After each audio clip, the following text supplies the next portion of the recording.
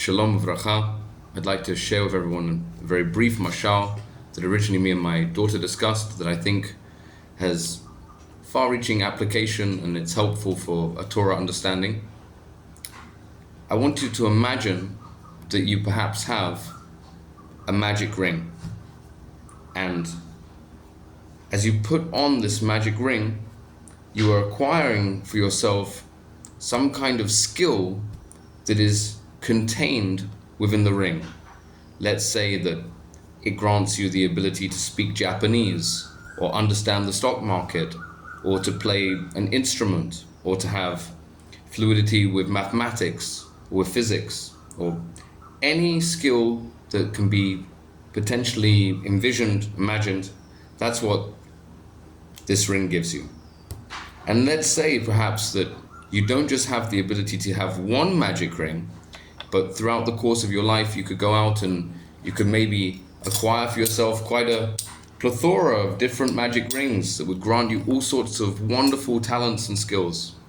Wouldn't that be beautiful? One of the problems that we have in our world is that people tend to equate their self-worth with the acquisition of their talents or skills.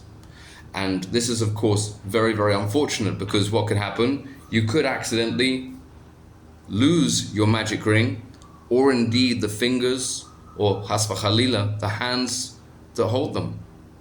What would happen then? What would happen to our self-worth if this magic ring that we've invested so much time and energy and money in acquiring would be lost, or indeed the ability to hold it?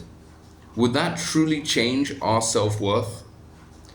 One of the special things about Shabbat is that we desist every week from the acquisition of our unique skills and talents, and also very often from the expression of our unique skills and talents. We can't cook, we can't write, we can't play instruments, we can't use our incredible intelligences to use a variety of technological advancements. There's many things that we can't do.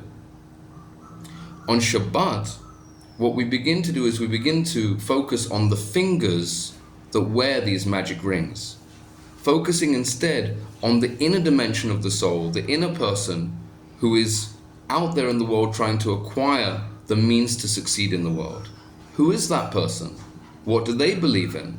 What do they care about? What's important to them when the disguise and the helpful armor that we surround ourselves with our accomplishments is divested from us?